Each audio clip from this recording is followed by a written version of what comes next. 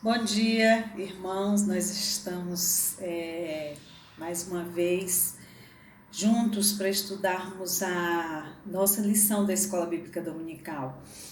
Eu tenho feito um pequeno resumo da lição para orientar o irmão, para que o irmão possa entender melhor o texto bíblico e pense nas lições preciosas que ele tem tido para as nossas vidas. Nós estamos estudando nossa revista que fala sobre fé em tempos de crise e estamos estudando Reis, o livro de Reis. E hoje nós vamos estudar um pouco sobre Reis, 1 Reis 18, um texto conhecidíssimo nosso, né? 1 Reis 18, os primeiros versículos desse capítulo dizem assim: Muito tempo depois veio a palavra do Senhor a Elias no terceiro ano, dizendo: Vai, apresenta-te a Acabe, porque darei chuva sobre a terra. Partiu, pois, Elias a apresentar-se a Acabe, e a fome era extrema em Samaria.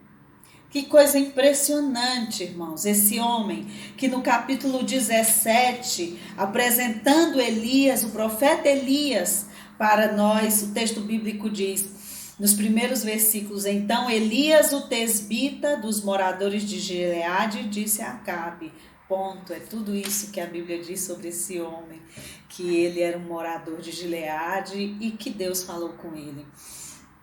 É interessante, irmãos, que no início do capítulo 18, nós encontramos Elias, no final do capítulo 17, escondido na casa de uma viúva. Ele foi, Deus mandou Elias para aquela casa daquela viúva, e Deus diz a Elias: Elias, vai para casa, eu preparei uma viúva que vai cuidar de você. Que coisa improvável, não é? Seria tão simples, tão mais fácil entendermos se Deus dissesse assim: vai e tem uma viúva lá para você cuidar, Elias. Mas não, tem uma viúva que vai cuidar de você. E Elias fica ali, na casa daquela viúva, por anos, escondido de Acabe. Vejam que o texto bíblico diz quando Acabe encontra-se com Obadias. Obadias diz para Acabe assim: não houve nação nem reino aonde o meu Senhor não mandasse homens à tua procura, e dizendo eles: aqui não está, fazia jurar aquele reino e aquela nação que te não haviam achado. Acabe procurou Elias em todos os lugares, mas não encontrou. E agora Deus diz para Elias: Elias, prepara-te e apresenta-te a Acabe. E o texto bíblico diz: e Elias partiu. E Elias partiu. Elias não questionou Deus, não perguntou para Deus: mas como assim, Senhor? O Senhor sabe que ele me odeia. Vejam como que Acabe cumprimenta Elias. No versículo 17 do capítulo 18. Vendo, disse-lhe: és tu, ó perturbador de Israel. Então Acabe estava muito zangado com Elias. Buscou Elias em todos os lugares. E agora Deus diz: apresenta-te a Acabe. E Elias, irmãos, não pergunta a Deus por quê, nem para quê. Elias simplesmente vai. Ele simplesmente obedece. Que coisa maravilhosa quando nós vemos homens como Elias dispostos a simplesmente obedecer a Deus, que buscam ouvir a voz de Deus e conhecer a Deus. E é maravilhoso que no caminho de Elias encontra outras pessoas que, assim como ele, escolheram obedecer a Deus, escolheram ser bênção em tempos de crise. Vejam que o texto bíblico fala, lá ainda no capítulo 17, da viúva de Sarepta. Sarepta era uma cidade de Sidom. Sidom era a cidade de Jezabel. Era uma cidade gentia, mas naquela cidade gentia existia uma serva do Senhor, aquela viúva. A Bíblia não diz o nome dela, a Bíblia não diz nada mais sobre aquela mulher, só que ela era viúva e tinha um filho. Mas a Bíblia diz que ela aceitou o privilégio de ser bênção na vida do profeta quando Deus o mandou até a casa dela. Ela, a viúva de Sarepta, escolheu ser bênção. Mas a Bíblia fala mais aqui no capítulo 18 de um outro encontro de Elias. Elias encontrou um outro homem que escolheu ser bênção em tempos de crise. Obadias. A Bíblia diz que Obadias, o mordomo de Acabe, escondeu 100 profetas do Senhor. 100 profetas e sustentou eles com água e pão, escondendo-os de Jezabel. Que coisa maravilhosa, irmãos. O mordomo, a Bíblia não diz onde ele morava, quanto ele era importante, nem que ele foi louvado por isso. E a Bíblia simplesmente diz que ele escolheu ser bênção. Ele não disse, Senhor, eu, mordomo, como é que eu vou dar pão para esses homens? Todos. Como eu vou mantê-los longe de Jezabel?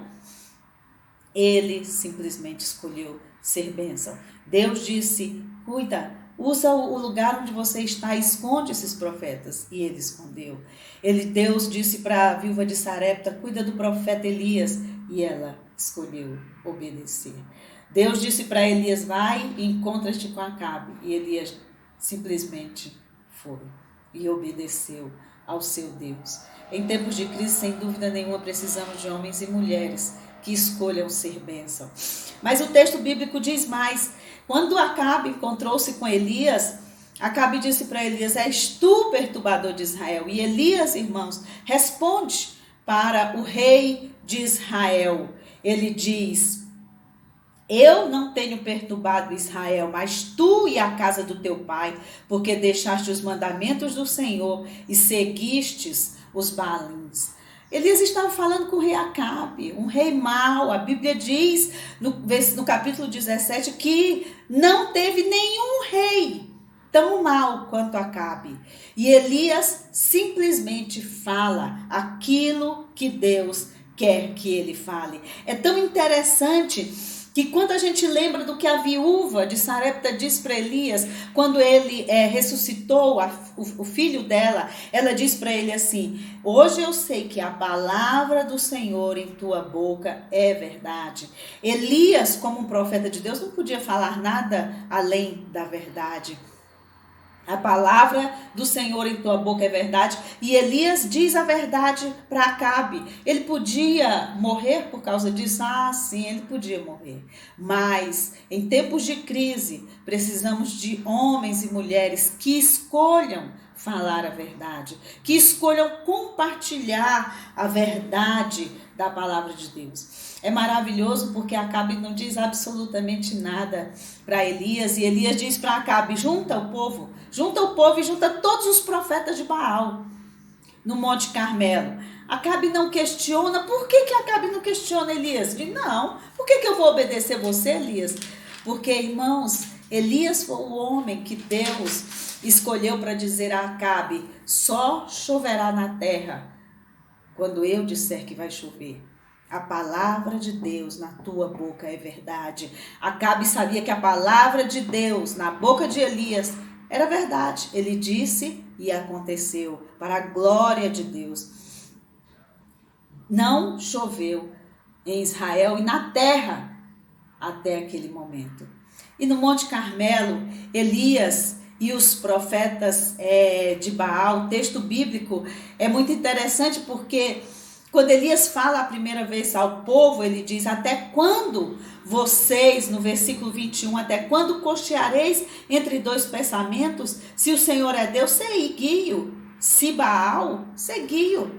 E a Bíblia diz que os homens nada disseram a Elias, que o povo não disse absolutamente nada. Mas, irmãos, nessa mesma história, quando Deus derrama fogo do céu sobre o altar, então o povo cai de joelhos diante do Senhor. O povo cai de joelhos diante do poder do nosso Deus. Não é você, não sou eu, nós não temos poder, mas o nosso Deus, o Deus a quem nós servimos é que é poderoso. Veja o que Elias diz na sua oração, quando ele pede para Deus lançar fogo sobre aquele altar. Ele diz assim, para que hoje fique sabido que tu és Deus em Israel e eu o teu servo. Para que o povo saiba que tu és Deus e que a ti fizeste retroceder o coração deles. Que o povo saiba que tu és Deus. Não é que Elias é poderoso, como hoje nós vemos tantos homens, tantas mulheres querendo a glória para si, porque eu fiz isso, meu irmão. Nós não fazemos nada, nós não somos ninguém. No reino de Deus não existe lugar para estrelas, só temos uma estrela da manhã, Jesus, o nosso Senhor e Salvador, aquele que morreu na cruz do Calvário em nosso lugar. Ele é a estrela da igreja, a única estrela da igreja. Não eu, não você. Nossas capacidades são dadas pelo Senhor. Nossas capacidades são para o Senhor, porque nós vivemos e respiramos e andamos para a glória dele. Elias, quando ele pede a Deus que derrame fogo do céu, Deus derrama fogo do céu. E Elias diz, para que saibam que tu és Deus e eu, teu servo. E eu, teu servo. Que coisa maravilhosa é ver isso, ver como Deus usa homens e mulheres para a glória dele.